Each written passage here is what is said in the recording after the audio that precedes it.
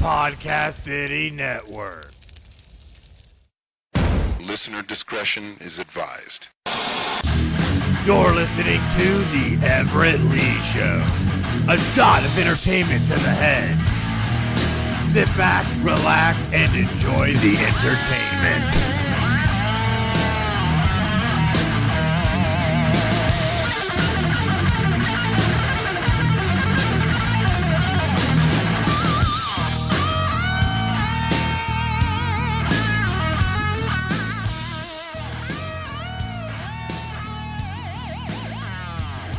Welcome, everyone, to the Everett Lee Show podcast. I am Everett Lee. Quick shout out to everyone who follows me on Twitter. You can follow me at the Everett_Lee, Facebook.com/the Everett Lee. Click that thumbs up. And, of course, Podcast City Network, the official host of the Everett Lee Show. You can check out more content and podcast on podcastcity.net. Well, I'm back again. 2 podcasts back-to-back in a row. I hope everyone enjoyed last night's podcast I did right here on twitch.tv/Podcast City Network. I did with the Chris Rose. It was always a pleasure to have him come on. Today, I'm going to dial it back just a bit. It's been a while since I've had a writer and author on. I actually got 2. And it's going to be a first for me because one of my guests is the youngest guest I've ever had on the Everett Lee Show that I'm going to interview today. I want to introduce and welcome to the podcast authors and writers, Marc and Kristina Ritorto. Did I say that right? Yeah, you said it correct. All right. I'm always bad with names. That's all right. You actually did it correct. All right. That's awesome. That is awesome. What, if you don't mind me asking, what's with your last name there? Is that nationality? What is that? Italian. Oh, okay. Yes. Nice. That's awesome. That is. And you live up north, don't you? Up around New Jersey, New York? We're actually located in the Bergen County area of New Jersey. Oh, okay. Yep. Nice. My wife's from New Jersey, and I have a couple friends that live up there as well, up in New Jersey. Oh, really? Mm-hmm. Yeah. You know where she's from? Yeah, she's from around Hazlitt and Mamatown, I think. That's the names right there. Oh, I know where Hazlitt is. I grew up near there. When I was younger, I used to live in the Red Bank area of New Jersey. Mm-hmm. Yeah, And then I moved to Bergen County when I met my wife-to-be. Oh, nice. And I've been up here ever since. Nice. I have 5 brothers, and about 4 of them at one time have been married to their wives have been from up north. So we're all from Florida, and we married our wives are from up north. So you're from Florida? Yeah. What part of Florida? Daytona Beach.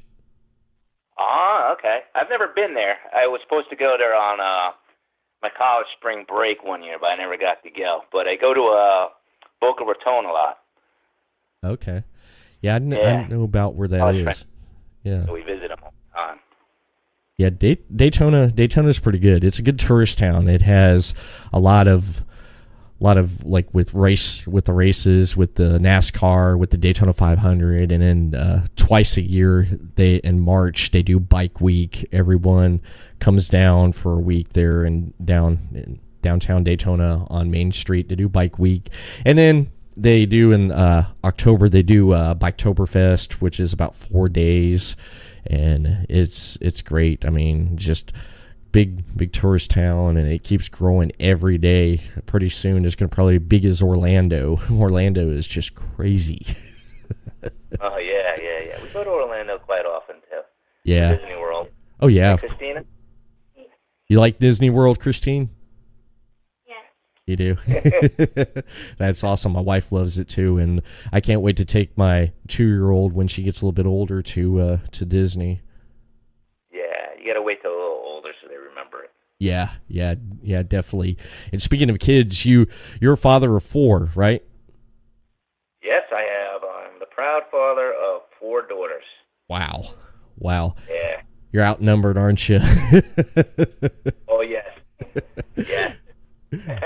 I'm outnumbered here 2-1. I feel for you, man.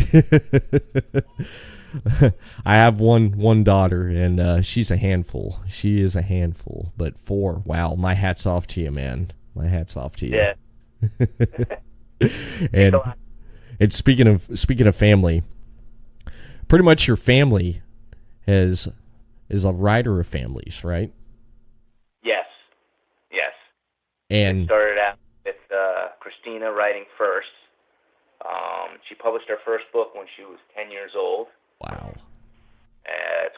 Her first book is called I Am a Survivor.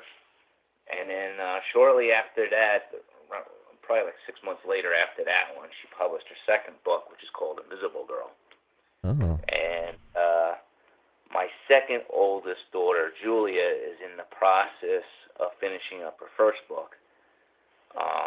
Hopefully it'll be done by August. She's very busy. She's like, in an honor society, and she tries to focus a lot on her schoolwork, but she'll eventually get that book done. And then actually my youngest daughter, Samantha, who just turned 9, she's working on her book too. Yeah. So it's like a family bug, so to speak. Right. That's good. That's good. Getting into writing, because it's a good creative process, because you could come up and create the most amazing things and just stories where you can go. To me, storytelling is like it's been around forever, and people today they buy books. They even get the Kindles, they get audio, or the physical copy.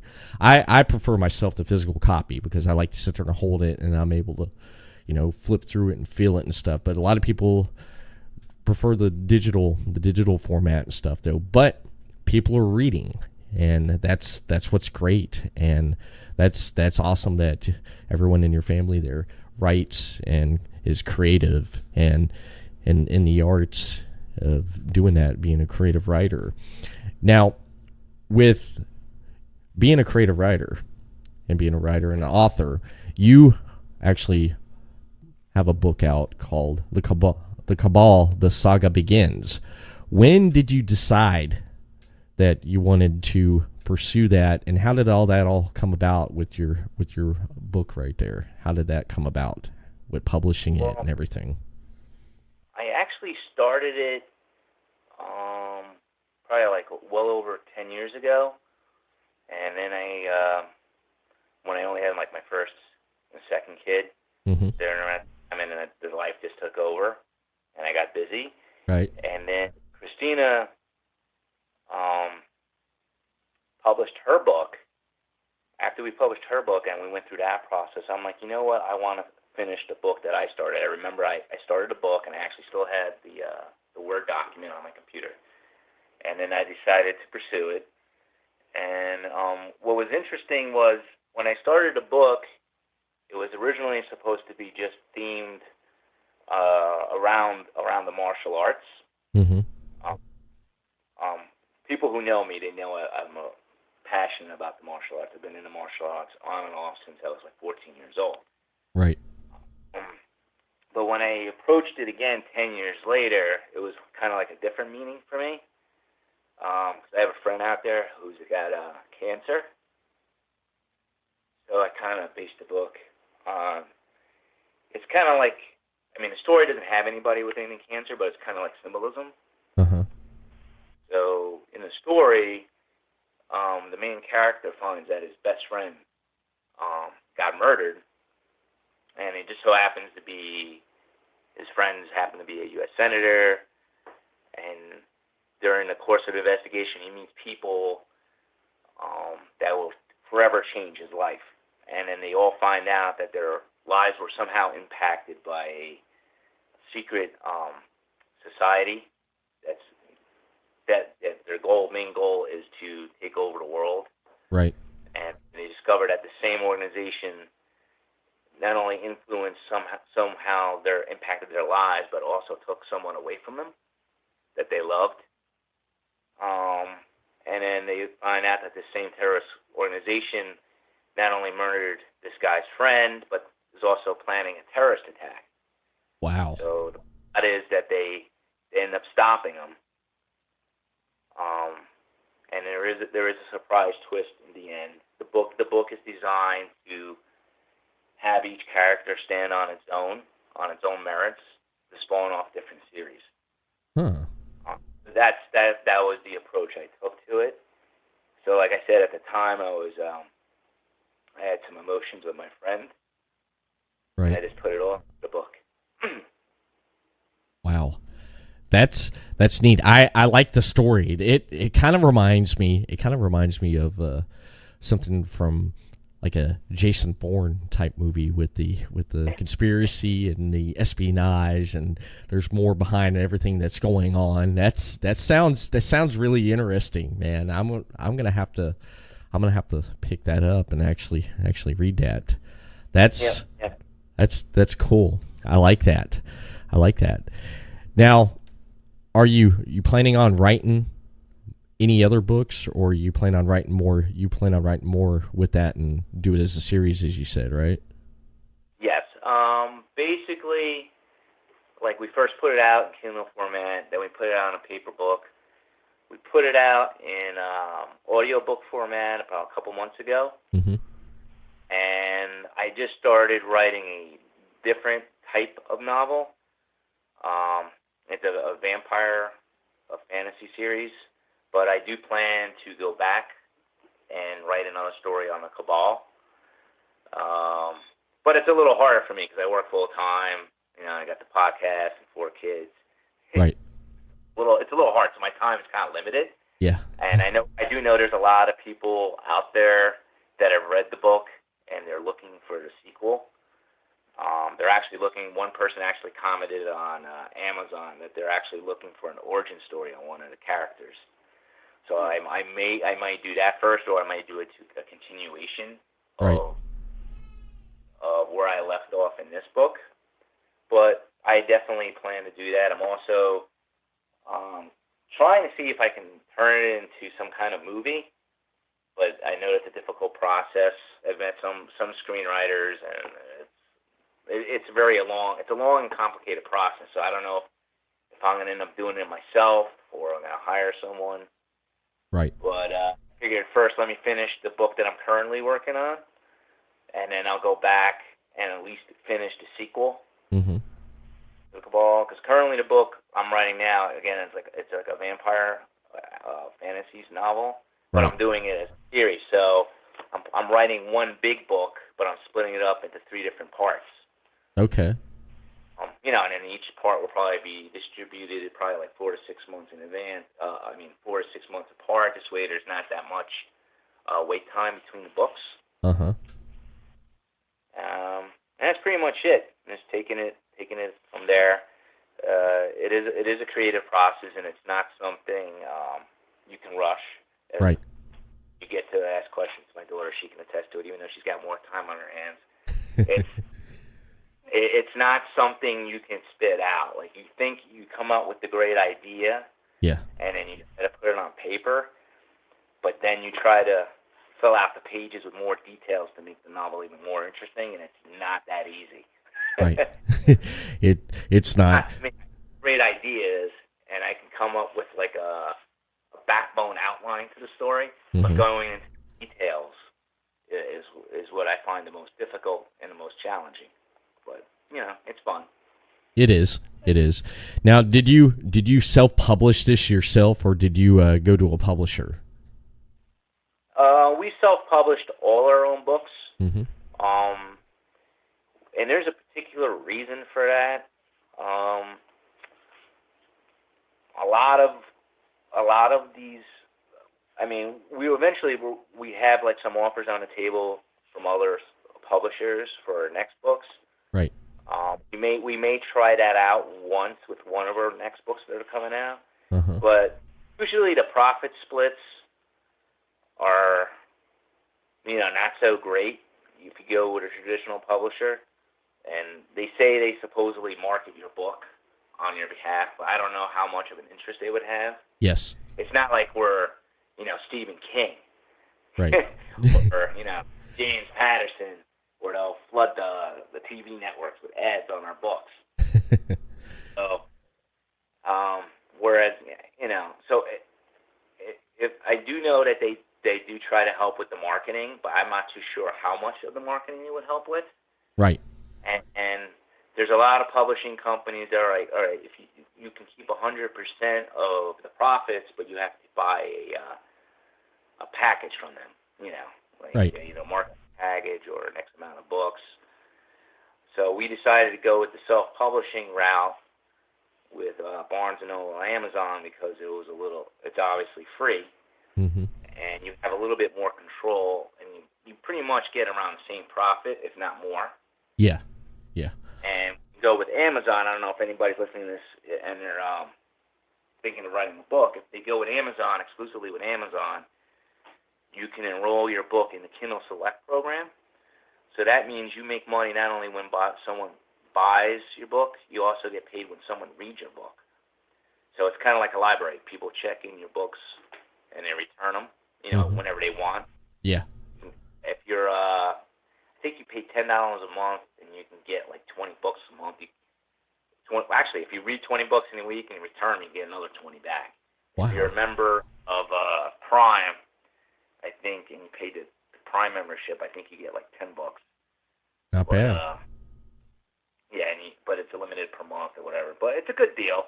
It is. I mean, it's obviously lucrative being an author, but it does help. It's fun to do, and my daughter loves it. Right, Kristina? Yes. She loves to write, and, I support her. Uh-huh. It's very interesting that someone at her young age is so interested and focused on creating stories. Yes. So That is good.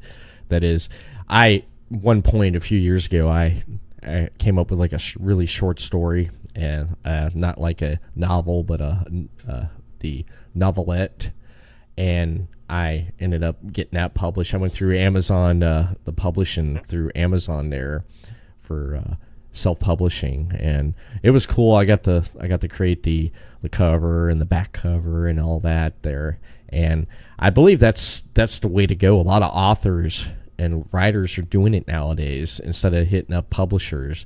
And being a self-publisher, I've had on my show plenty of times.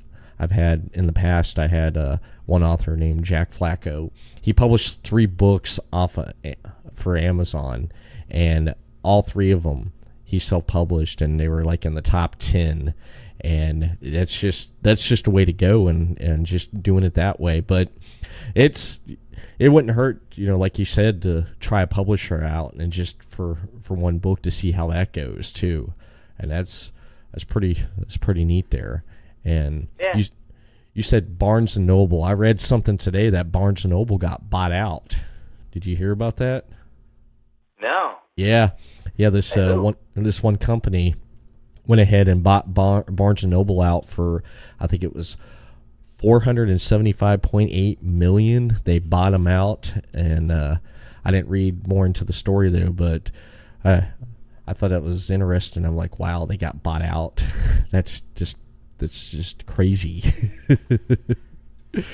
It is, but I mean, Amazon and Barnes and Noble and self-publishing is not bad. And like you said, yeah, anyone wanting to publish a book, I mean, try that, do that, and or if you want a publisher, try that too. But now with writing books and publishing books, you said there was other family members that are going to be publishing books. Are they going to plan on writing like a series, or just one books here or there, different stories? I don't know what Julia's plans are. Mm-hmm. I think series. She's doing a series. Oh, okay. And Maybe also. yes, the youngest one is planning to do a series too. I guess they put ahead.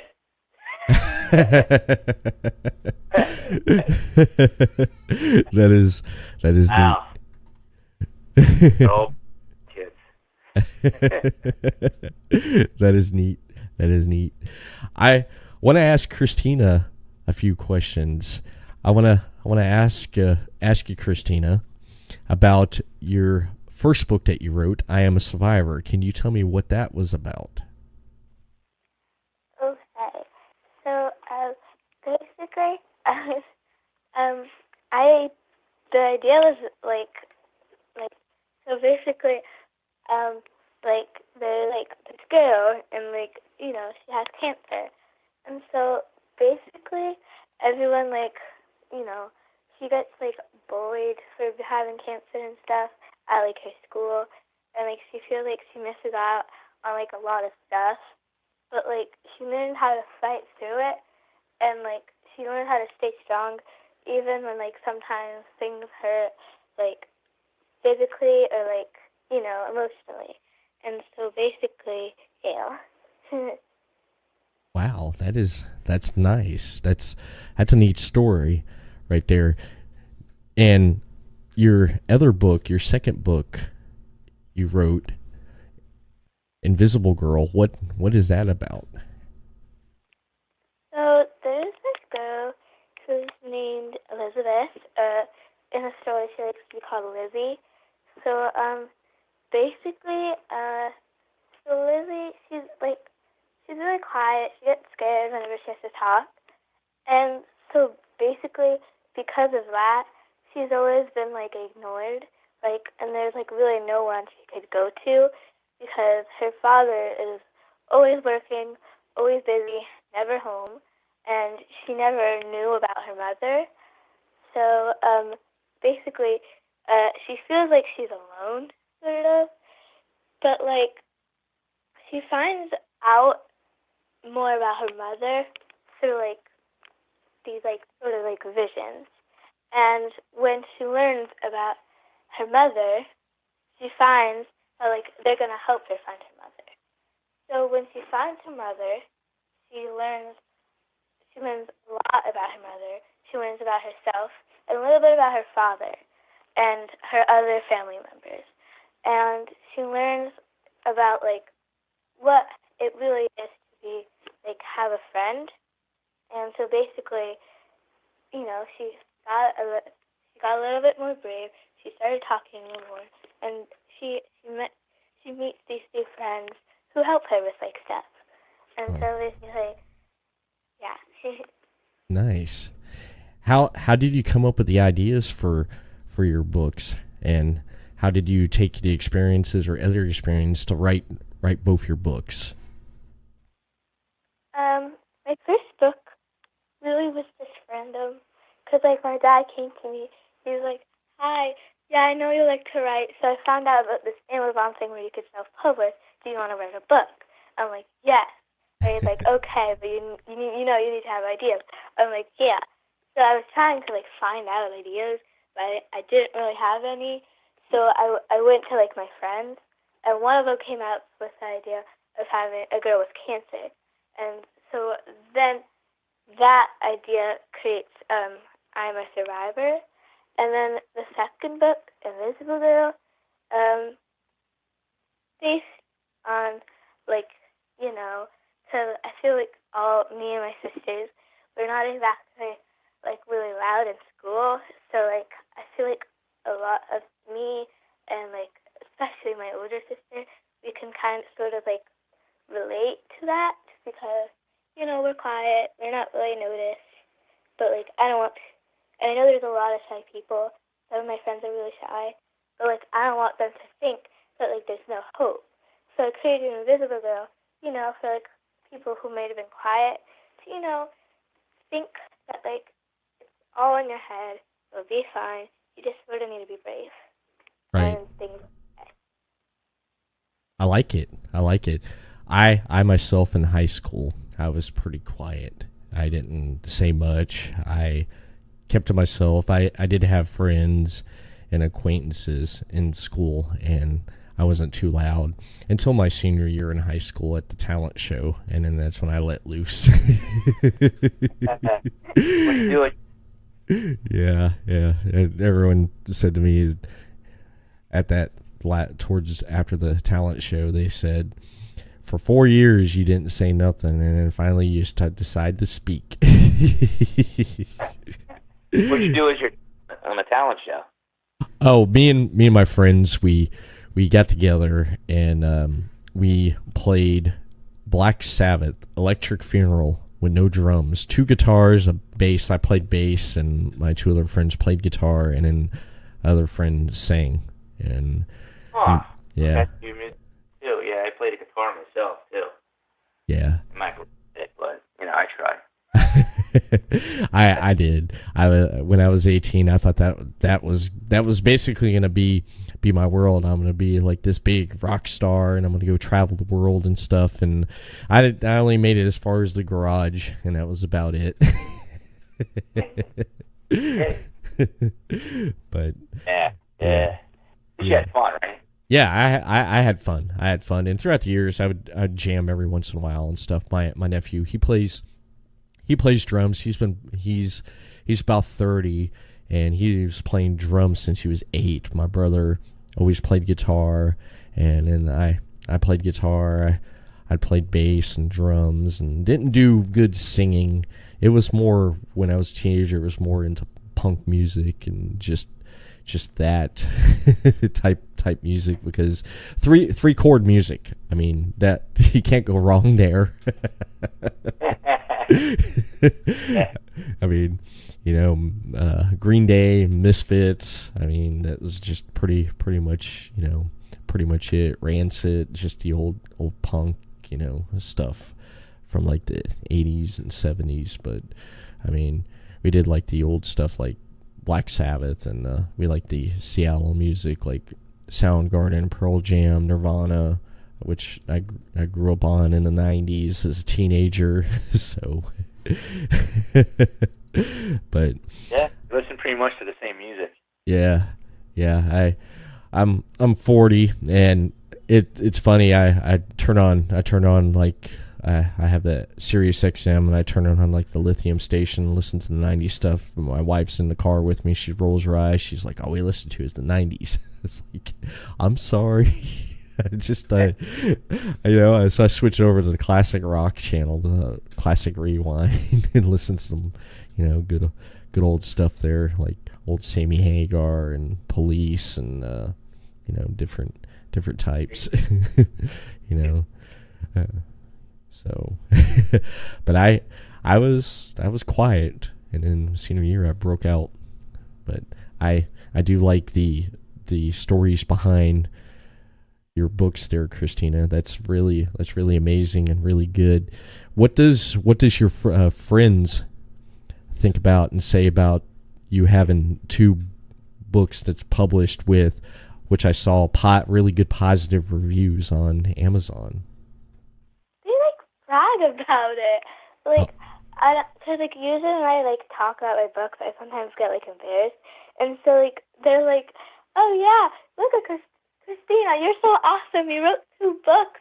I'm like, I don't know how to respond. I get embarrassed, and they're really supportive about. They're really supportive about it, though. That's good. That's awesome. With your friends being supportive, and your dad and your sisters being very supportive. That is awesome. Now, with you having both books, Kristina, did that inspire your friends to pick up more books and start reading and getting into writing? I mean, my friends and I have always been sort of bookworms. Mm-hmm. But I know one of my friends. I didn't really know that she liked to write, but into 5th grade, I saw she was sending me these really good quotes that she made up herself. I'm like, wow, you're good at this. And she's like, thank you. And, yeah. That's neat. And you're sending a really good message in the books, both books as you described right there, to young readers. What advice would you give to a young writer starting out? What advice would you give if someone asked you? With writing, if you want to write a book, I feel it's your book, so you can really do whatever you want with it, and you shouldn't really let anyone's opinions hold you down because, it's your book. You can do whatever you want with it, and you can do whatever you want with it, and be proud. Don't really get embarrassed because it's your work. You did a good thing. You should be proud. I like that. That is that's a good answer. I like that. Wow. You took me by surprise there. That is awesome. I like that. I like that advice right there. That is awesome. You're really proud of her, Mark. Yep. That is. I'm proud of you right there. Just talking to you today and just that right there. That is awesome. That is some good advice right there. I like that. I like that. Do you plan on writing anything else after anything planned, Kristina? How many books you're writing now? I'm working on 4 books because I have so much ideas, and I'm having trouble taking out one idea and keeping the others for later. So I just write them all down. That's good. I mean, you write down your ideas and stuff. That's great. Yeah. That's great. You're always writing ideas down? Yeah. Do you do the same thing, Mark, when you come up with an idea? Do you have a notepad right there where you come up with an idea and you write it down? Do you do the same thing? I actually have a app on my phone. It's like a memo pad. It's called InkPad, and it syncs with your Google account. And I just have an item, a book ideas, and I just jot down not so much the whole storyline, but an idea of a story. And I have 5 or 10 different ideas of books that I like to write on. But that's not going to get. I'm going to focus just on the Cabal and the Vampire series first because I want to get those done. But I think Kristina goes more in depth. She's actually writing 4 different books right now. Wow. Or one I think is almost 200 pages right now. Oh, she's nice. not done. Whereas me, I'm just focusing on one book, and I just have my ideas on an app that syncs with my phone, so that when I'm done with the Cabal, I can go start something else. Uh-huh. But an outline, it's not detailed. She's got pages and pages. She just hasn't finished them all. Wow. She gets one book, I think she starts typing. She gets up early. Most kids, you struggle to get them up for school. Sometimes she gets up early and she starts typing. She gets up early on the weekends. Boom, boom, boom, boom. 6 o'clock, 7 o'clock, she starts typing. Sometimes she's typing before she goes to bed. She's like a machine. Literally, jeez. Wow. And if she's not doing that, then she's reading. So, I'm not complaining. Yeah. My best friend constructive. So. That's neat. That's neat, like a machine. Just I like how you describe that. My best friend up in Tennessee, his wife, he has three kids, and the two that's still living at home with him, his I think 12-year-old, she'll get up early in the morning, and before she goes to school, she'll do yoga, and then go to school, come home, do yoga again, and then sit down over in the corner of the couch there and then read. And his wife, she loves reading too, and then they're both be sitting there on opposite ends of the couch with a book, just sitting there just reading and just going through and just reading different stories. And I think that's great that people and young people and kids just reading books. My daughter at 2, she's interested in books and stuff, and I read her a story right before she goes to bed at night. We pick out different books and I read her. I got her Dr. Seuss, Cat in the Hat, and she likes Peppa Pig, and she got some books on that, and it's just different type books, and she'll come up and give us books, and I think that's neat, at that age there. And I tell my wife, I said, she's in the books. We, keep her interested in, books and stuff, because reading's great. I had a teacher one time that said, reading, if you just pick up a magazine, you pick up anything, newspaper, you read it, you're reading. And that's always good to do. It always is. It always is good to do. It is. Yep. It is. Anything that works for the brain, reading, or like in your case, playing the bass is good too. Mm-hmm. It is. And it's like a muscle. You got to keep working it. Mm-hmm. It is. You definitely do. You definitely do. You do have to keep working it. And we're going to take a break. We want to give a shout out to the sponsors of Podcast City Network. The following support and sponsor Podcast City Network. City Limits Tap Room, sports bar in DeLand, Florida, has brew on tap, serve food, the grilled cheese is excellent. For upcoming events, check out City Limits Tap Room on Facebook.com/City Limits Tap Room. Morph Tee, a comfortable and lightweight 100% polyester t-shirt with illustrated morph characters that, when worn, will make the illustrations seem to come to life. For more of Tony Rodriguez's work, you can see his full line of apparel at teespring.com. Sports Sanity Customs have worked with organizations from custom embroidering polo shirts to jerseys for your kids' baseball team. They do it all. Armed with state-of-the-art equipment and an in-house design team, they are equipped to take on your next project. Visit their website to learn more, sportsanitycustoms.com.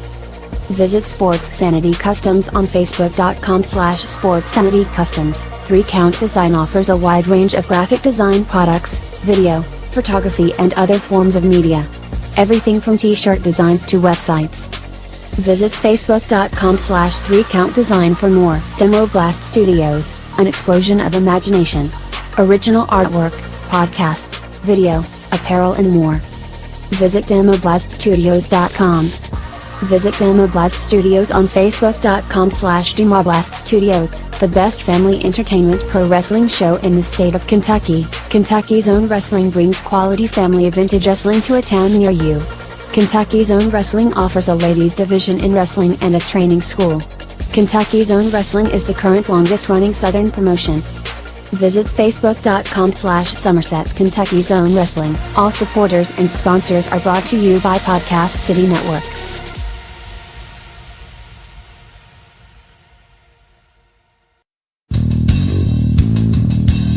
You're listening to The Everett Lee Show.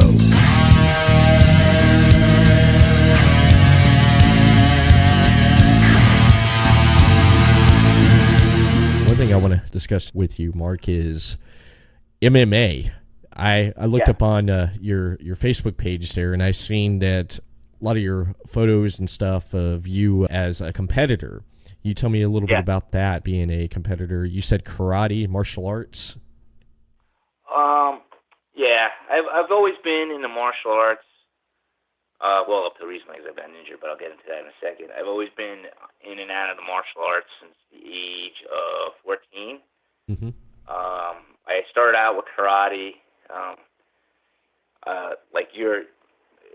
The guy's so popular, even the kids of this generation know. Everybody usually gets into martial arts because they watch a Bruce Lee movie.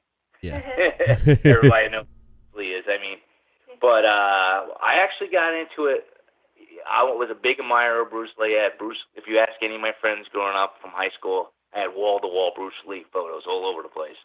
But the real way I got into the martial arts was, I think I was like 5 or 6, and my father is also a martial artist, and he took me to a karate school demonstration in Brooklyn. Mm-hmm. And he trained at a school. The instructor is actually dead now, but his name is James George Cofield, and he produced a top-ranked karate fighter by the name of Tom the Puppet. And when I was at that demonstration, I was blown away, and I'm like, all right, that's what I want to do.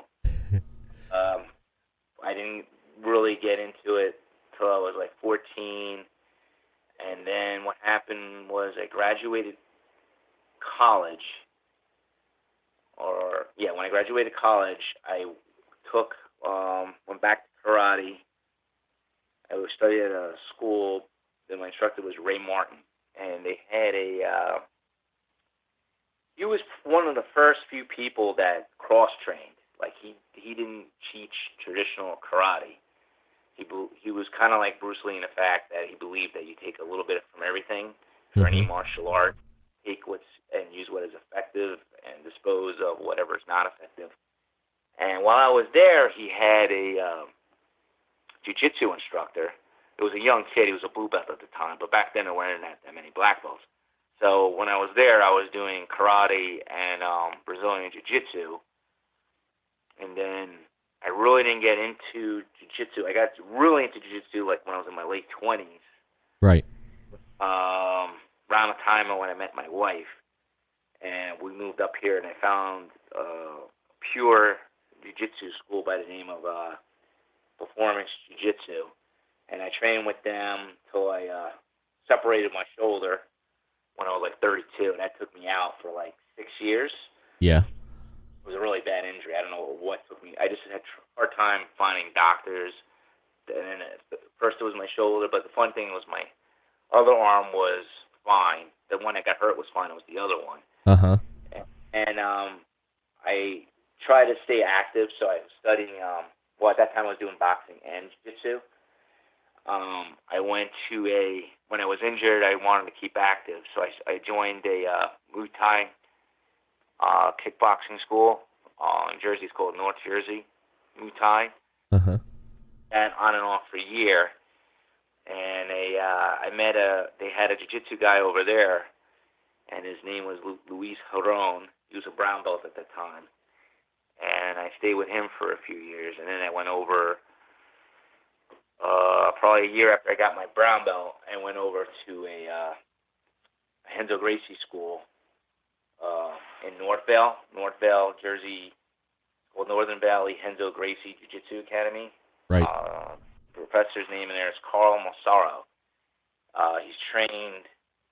He's done like, I think, 8 or 10 camps with George St. Pierre. If anybody follows MMA, he's a former welterweight C champion. So, in fact, he's in that video footage of the last fight he had against the Count Bisping during the training camp. My instructor's the guy that he's doing the takedowns with. Oh, okay. Okay. Yeah, and then what happened was, I've always had, like, you always get bruised and injuries, but what happened was I have arthritis in my foot right now. Uh-huh. I have no cartilage in my foot, and I have problems with my IT band, so I haven't trained. I got injured in October last year. My thumb went all the way back, but the thumb was fine. I would have kept training with the thumb. It was just the foot and the legs. I just had a lot of problems, and I tried going back 2 months later in January. My body was shot. I'm hoping I can get back into it in September. That's what my goal is, because it would have been like 8 months. I'm like going nuts right now. Yeah. My kids are like, how obsessed I was with it. Yeah. You know, right? Yeah. I'm like, the world's at an end. I don't care. I gotta go to jiu-jitsu. That was like my mentality. I didn't care. The only thing that was more important to me than training was my kids. Right. I would always put jiu-jitsu ahead of it. Uh-huh. And so during my time in doing jiu-jitsu, I did a lot of jiu-jitsu tournaments. I did the IBGF New York Open. I did the Abu Dhabi Pro Jiu-Jitsu Trials. I've done the NAGA World Championships. Grappler's Quest back in the day. They don't exist anymore, but back in the day, they were a pretty popular grappling organization. Right. Right. And I've trained, not with a lot of MMA fighters, but, being involved with jiu-jitsu, it's kind of, MMA is kind of, I guess you would say, like the cousin of it, because a lot of MMA fighters do jiu-jitsu. So, Right. It's kind of like when I was training at my one school, that's kind of how I got my name, Marc the Shark, was from an MMA fighter, an amateur MMA fighter. He kind of coined it. Nice. And that's pretty much it. I love it. I miss it. I follow MMA as much as possible. And you also follow, I've kind of been slacking on the jiu-jitsu circuit because it kind of gets me depressed because I can't do it. Yeah. But high regard for the jiu-jitsu athletes, and the legends like Marcelo Garcia, Enzo Gracie, Roberto Lovato Jr., Cyborg, even the new guys like Gary Tonin, Gordon Ryan and his brother Nicky, John Danaher, and that whole death squad. I think what they've done, they just totally revolutionized the sport. And right. In terms of MMA, I give those guys credit. I still don't think they get paid enough to do what they do. Mm-hmm. They put bodies through hell. I put my body through hell, and I'm not getting like leg kicked and then going back home and then doing hours of wrestling and then going back in the ring and then doing boxing and then after that doing rounds and rounds of cardio and lifting all on the same day. And then you got guys, in other sports making millions. Yeah. But it's all based on the viewership. It's because more people. As popular as the mixed martial arts has gotten, there are some people that still don't know what it is. Right. Yeah. Right. So I've always taken it upon myself to kind of like educate people. Back in the day, they always thought of it as two humans cockfighting, Mm-hmm. and I always found that as an insult because they're not cockfighting. They're actually using their intelligence to train their bodies to hone their skills to be able to impose their will on their individual opponent. It's not two guys just throwing haymakers. Mm-hmm. They're doing, they're using their mind and their training to make educated, calculated guesses on what moves and techniques they're going to use. Right. Obviously, they train there to the point where it's reflex. They don't have to think about it. But, it's not easy. Think of it as like a musician. Just you learning the guitar. Like you said, you played like 2-chord songs. Yeah. Right? Try to think of like someone like Eddie Van Halen, right? Or anything Malmsteen. Or George Lynch. Like, think of what they could do with the guitar, right? Oh, yeah. They put the life into it. The same thing with these guys. Yeah. But they're not getting paid the same as, let's say, someone like playing basketball or baseball. Exactly. Paid on demand, I understand that, but mm-hmm. I'm hoping it catches up. Yeah, I mean it's popular. Look at UFC. Look how long they were around, and look how long it took them to get to where they're at and stuff. I know. Back in they were outlawed. Yeah. Banned from the U.S. I used to go to my friend's house. We used to get like I don't know, they call them black boxes. Yeah. Which you kind of like illegal shows illegally. That's how we would watch it. Yeah. We're talking 93, 97. Wow. I remember the black boxes, man. Wow. I haven't heard that term forever, man. Black box. I was like, as soon as you said that, I'm like, oh my goodness. They usually man. associate that with airplanes nowadays, but yeah, that's what we did back then.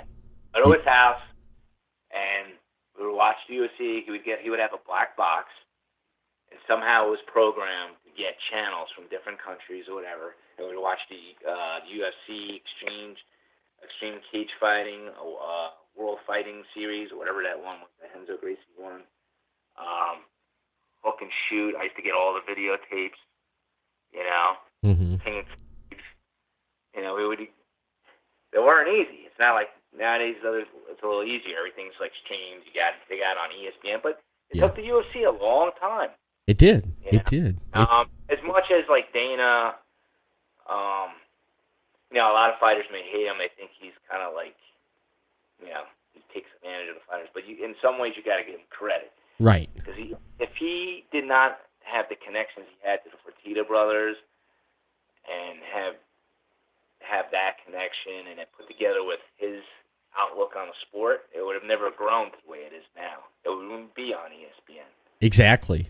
Or Fox. Yeah, exactly. I totally agree right there, man. He built it, and it took it a while, and it's it's hot. It's still hot, and I mean, there's so many fighters coming through and stuff and everything, and it's great. It is great. And I did listen to your podcast there. You just started it not too long ago, did you? How did you come up and you decide I want to do a podcast, I want to talk about MMA? How did that come about? Well, like, remember when I said I got injured? Yeah. And I going nuts? Well, it has to take my mind off the fact that I'm kind of not doing jiu-jitsu anymore. So I poured my energies into different avenues. Doing more music now. I'm playing guitar. I actually started taking piano lessons. But the other project I started was the podcast. Mm-hmm. I figured, let me start. I thought about it like maybe a few years ago, but I'm like, you know what? Let me focus my energies on this. I can still, even though I'm not training, I can still be involved somehow with the martial arts community. Right. I help out. I still have my jiu-jitsu roots. I help out local jiu-jitsu schools. There was not too long ago, there's a jiu-jitsu school, I think it's in Mahwah, New Jersey. They had a charity roll for brain cancer. Right. So I helped them out last minute by, I just saw like a Facebook entry, and I'm like, hey, let me just help promote your cause there. So I figured, like, even though I'm not on the mats rolling, I'm helping other martial artists, particularly those in the MMA and jiu-jitsu world. Right. Promote themselves. I also promote, talk with a lot of health and fitness experts, just to help other, like, if there's an MMA listener listening to the show, they can find other ways of keeping their body healthy.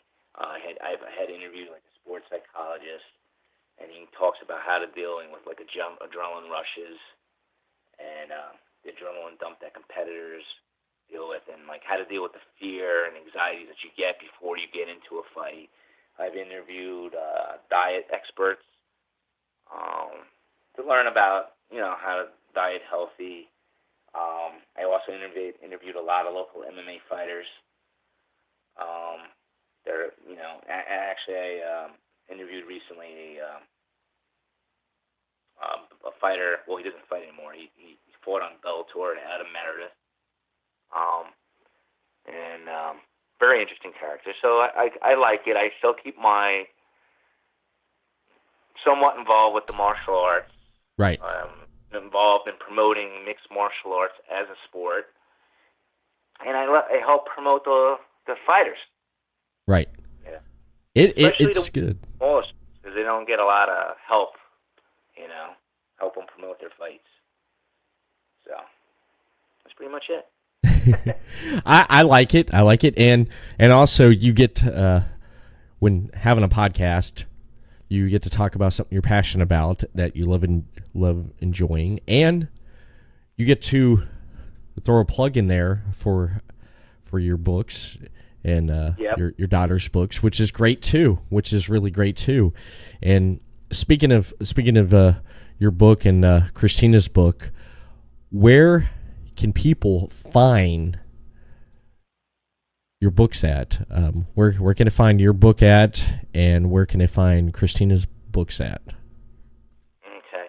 I mean, obviously it's on Amazon and BarnesandNoble.com, but to make things simpler, they can just go to our website, which is www.ritortofamilybooks.com. That's RITORTO, familybooks.com. And right from there, there'll be direct links from our website to the Amazon pages to buy the books. Now, we do have hardcover copies of our books that you can only purchase from our website.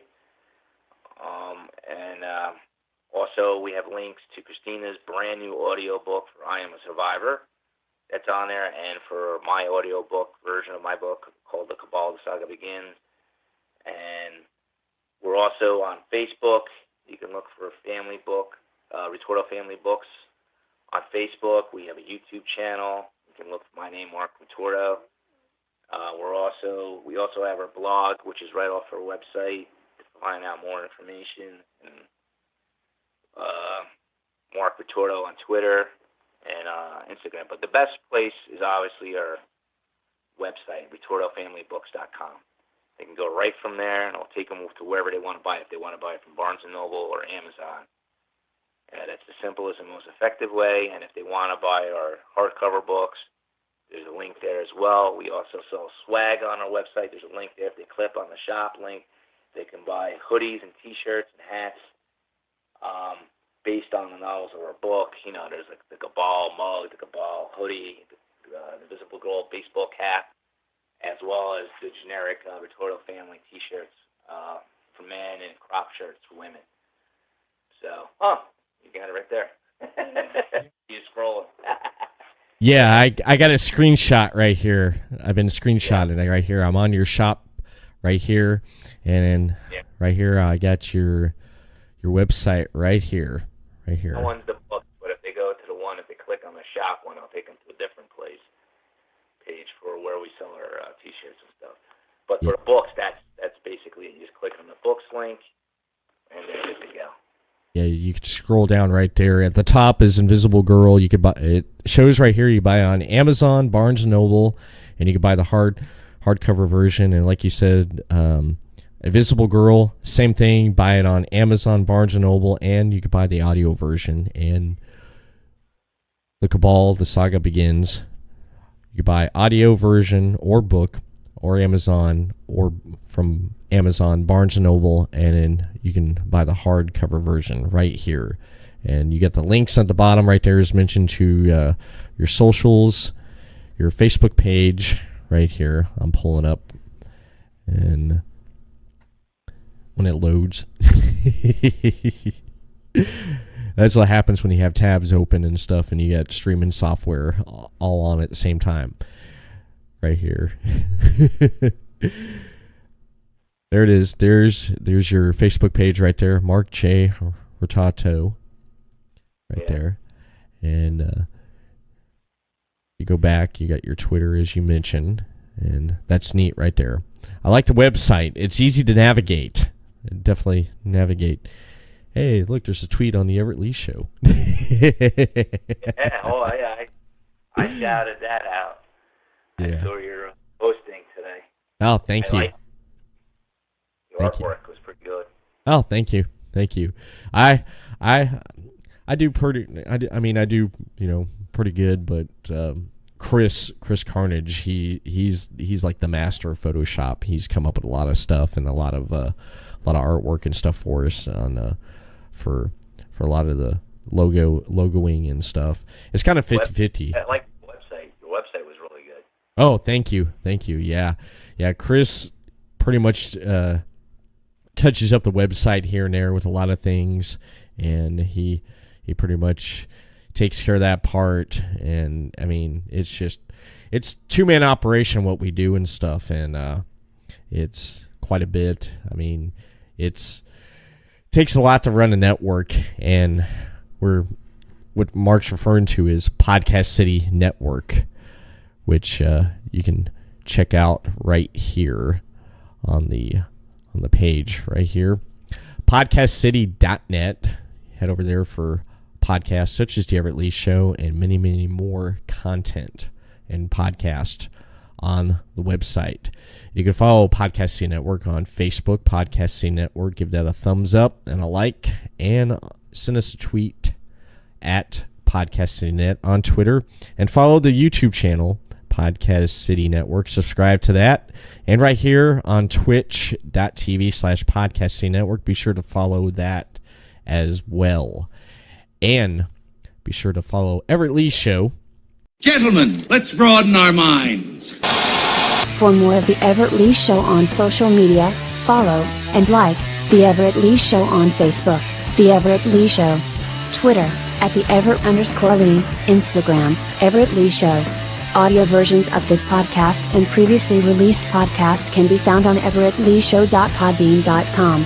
Stitcher Radio, The Everett Lee Show, give a rating and comment. Apple Podcast, The Everett Lee Show, give a rating and comment. YouTube, The Everett Lee Show, Subscribe to the channel. The Everett Lee Show, your shot of entertainment to the head. Anything else you want to promote and mention, Mark, before we close? And Kristina? Just be on the lookout for Kristina's new audiobook. Hopefully, we just approved it. We're just waiting for Amazon to finally approve it. That should be available hopefully within a couple weeks, the audiobook version. And then my podcast, Marc the Shark MMA Show. That's on pretty much everywhere. Radio Public, iTunes, Anchor, Stitcher. You name it, it's on there. iHeartRadio. Nice. Awesome. I want to thank both of you for coming on today and discussing with me your books, your podcast, and martial arts and everything in between. It was great talking and chatting with both of you. I appreciate it. You're welcome. And your show. Yeah. oh, thank you. Thank you. You're always welcome to come back on anytime to promote anything else. And that's pretty much it for the Everett Lee Show. And be sure to tune in next week right here for another episode of the Everett Lee Show. Everett Lee signing off. Have a great day and a great weekend, and we'll see you next week. Peace.